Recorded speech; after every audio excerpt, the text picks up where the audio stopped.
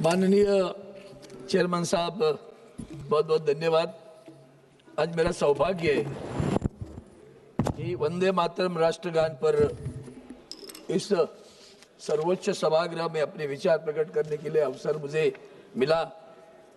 मैं सरकार का भी धन्यवाद देता हूँ कि उन्होंने ये विषय लाया, और खास करके धन्यवाद वंदनीय हिंदू हृदय सम्राट शिवसेना प्रमुख बाला साहब ठाकरे जी को और आदरणीय उद्धव जी को, जिन्होंने यहाँ तक हमें भेजा, हमारे सभी मतदाताओं ने, कार्यकर्ताओं ने। तो ये अवसर हमें न मिलता, क्योंकि वंदे मातरम के लिए बोलना ये बड़ी स्वाभिमान की बात है, सद्भाग्य की बात है।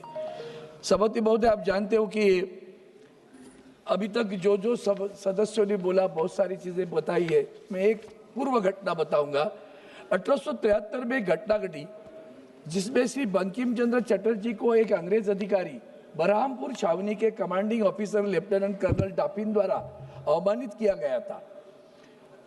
इस घटना से उनके मन पर गहरा प्रभाव पड़ा। उन्हें मैदान पार करने के लिए रोक दिया गया और अपना रास्ता बदलने के लिए मजबूर किया गया था। इस अन्याय और संकट के फंसी मातृभूमि के बारे में उनके विचारों को गहराई से प्रभावित किया गया। मातृभूमि के अवमान का जो विचार उनमें मन में आया। इसमें दूसरी भी कथा बताई जाती है कि जब उनकी बेटी ने उनसे पूछा कि यह गीत आपने कैसे लिखा, तो उन्होंने कहा मातृभूमि मेरे सपने में आई भारत माता, और माता ने लिखा, वो लिखा शब्द मेरे नहीं है। विनम्रता देखो, उस रचना का लाघव जो है वो भी मेरा नहीं है, उसने मुझसे हाथ से लिखा के ले लिया। ये मातृभूमि के बारे में समर्पित भावना उस शब्दों में प्रकट हुई। उस वक्त की चेतना, चैतन्य निर्माण कैसे हुआ होगा। और जो हादसा बाद में हुआ बंगाल डिवीजन का, बंगाल प्रोविंस था, ये बंगाल प्रोविंस पूरा हिंदुस्तान, पुराना हिंदुस्तान नजर में रखना पड़ता है। जो आज का बंगाल है, जिसमें उड़ीसा है, बिहार है, बांग्लादेश है, वो सब मिलकर एक बंगाल प्रोविंस था। इसके लिए उनकी जो वंदे मातरम के अगले स्टैंजा जो है, उसमें जो सारी माता के बारे में जो विवरण आया है, उसका कारण वो है बंगाल दुर्गा माता की जो बात आई हुई है, तो वो उसका कारण है। लेकिन उन्होंने ये बताया कि उस माता ने मुझसे लिखवा के लिया। अब कितनी चेतना प्रकट की, चैतन्य कितना निर्माण किया। जब वो बंगाल डिवीजन, भंग ऐसा उच्चारण किया गया, बंगाल और भंग कर रहे, तो अंग्रेज जो भंग कर रहे, तो भंग करके लोग उठे और एक ही नारा आ गया। उसके बाद में 1875 में जब उन्होंने लिखा है वंदे मातरम, तो ये नारा वंदे मातरम, उसके पहले आनंद मठ में आया, पिक्चर भी निकली हुआ। उनके मित्र ने बताया, अरे आधा आपने बंगाली में लिखा, आधा संस्कृत में लिखा, इसके लिए उसको कुछ प्रभाव नहीं हो रहा है। लेकिन वो नारा भंग के बारे में जो गूंजा, वैसा गूंजा कि पूरे भारतवर्ष में वंदे मातरम कहने लगे। हमें बचपन की याद आती है। स्कूलों में हम तो स्वतंत्रता के बाद में पैदा हुए, तो स्कूलों में हम 15 अगस्त, 26 जनवरी राष्ट्रगीत गाते हैं, राष्ट्रगान गाते हैं, तो वंदे मातरम गाते थे। अब उसके बाद में भी सर 50-60 साल तक प्रभात फेरियां निकलती रही स्कूलों में भी, वंदे मातरम, भारत माता की जय करते रहे, हिंदू मुस्लिम सभी इकट्ठे घूमते रहे। लेकिन उसमें एक चीज और याद आती थी, झंडा ऊंचा रहे हमारा विजय, विश्व तिरंगा प्यारा, वो भी हम गाते थे। और वो गाते थे तो आज उसकी याद आती है कि जो तिरंगा हमारे मित्र, हमारे सत्ता पक्ष के पितृ संगठन ने कभी 50 साल अपने कार्यालय पे लहराया नहीं, कभी नहीं लहराया, न राष्ट्रगीत कभी गाया, राष्ट्रगान कभी गाया, राष्ट्रगीत कभी गाया। आज वही लोग वंदे मातरम की सराहना करने पर आए। उनकी सत्ता, उसका उनका भाग्य है। राष्ट्रगीत आपने 50 साल तक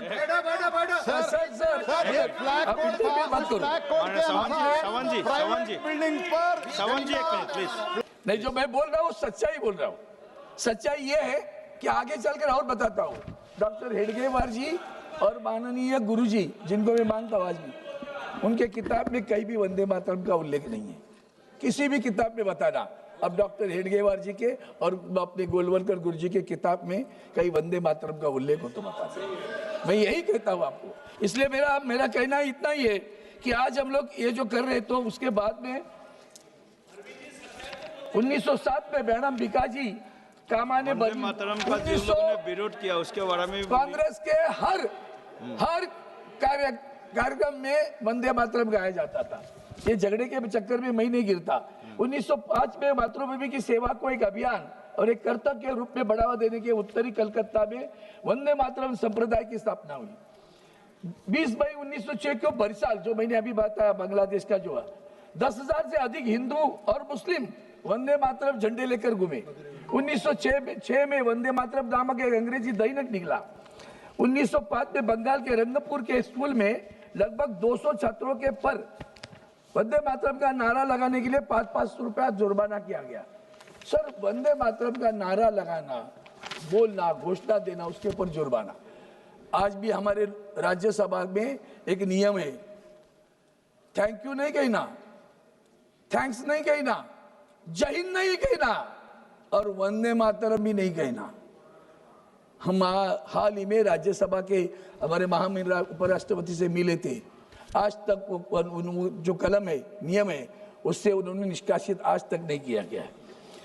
1906 में बंगाल के नवगठित प्रांत के बरिसाल के बंगाल प्रांतीय सम्मेलन के दौरान ब्रिटिश अधिकारियों ने वंदे मातरम के रूप में ये सारा 1906 में महाराष्ट्र में दुरिया में आंदोलन हुआ। 1912 में जब गोपाल कृष्ण गोखले दक्षिण अफ्रीका के केप टाउन पहुंचे तो उनका स्वागत भी जुलूस द्वारा वंदे मातरम से किया गया। सर, ये वंदे मातरम की कहानी सभी ने बताई।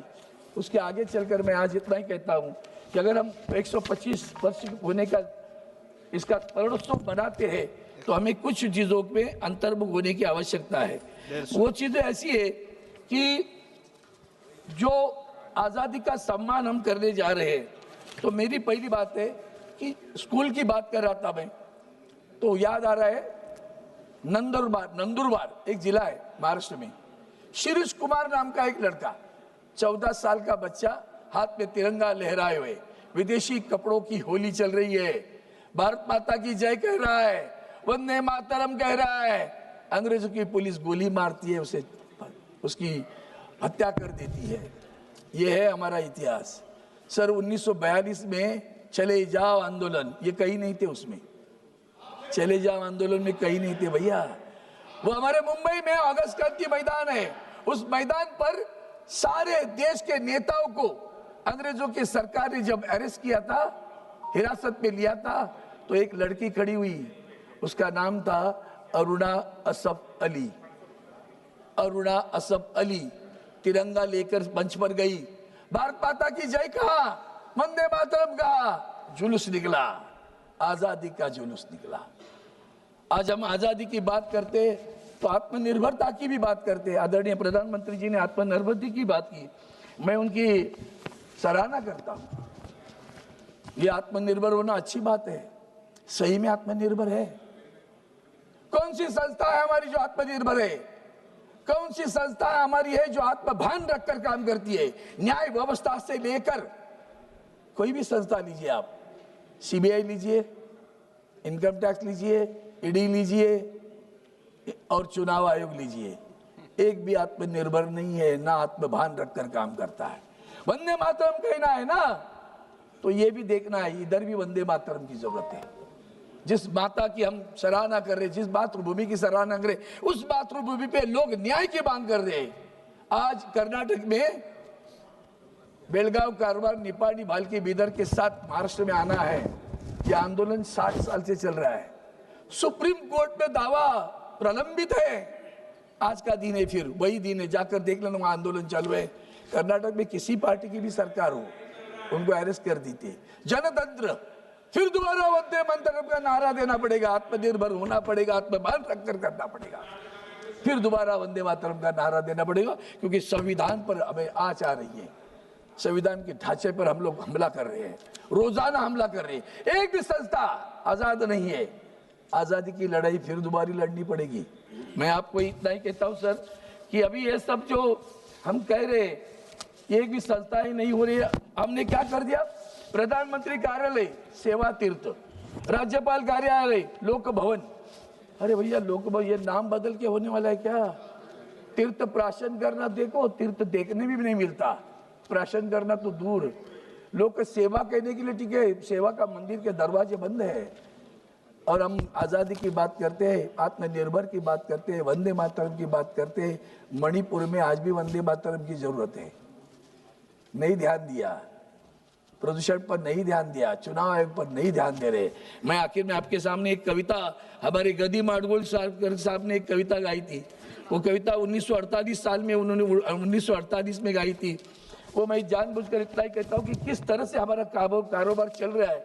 अगर आत्मनिर्भर भारत की बात करते हो तो इसको ध्यान से सुनिएगा, क्योंकि ये मराठी में है, फिर भी हिंदी समझ में आएगी।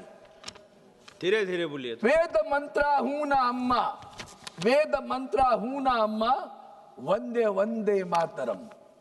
वेद मंत्रा हूं ना अम्मा, हमें वंदे वंदे मातरम, वंदे वंदे मातरम।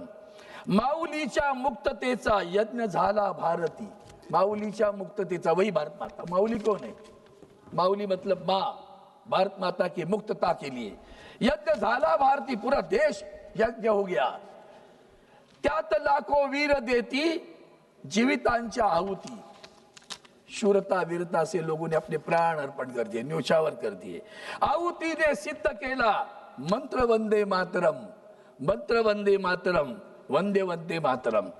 मात्र याच मंत्राने मृतांचे, याच मंत्राने मृतांचे, मृत मतलब जो एकदम निशिष्ट बैठे हैं, कुछ नहीं लग रहा है, उनको सबको जागृत कर दिया।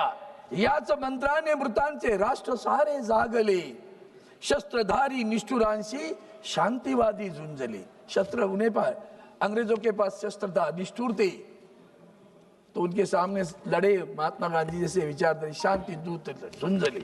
शस्त्र ही ना एक लाभे, जिसके पास शस्त्र नहीं है उसको एक ही मंत्र मिला, शस्त्र ही ना एक लाभे, मंत्र वंदे मातरम, वंदे वंदे मातरम, वंदे वंदे मातरम।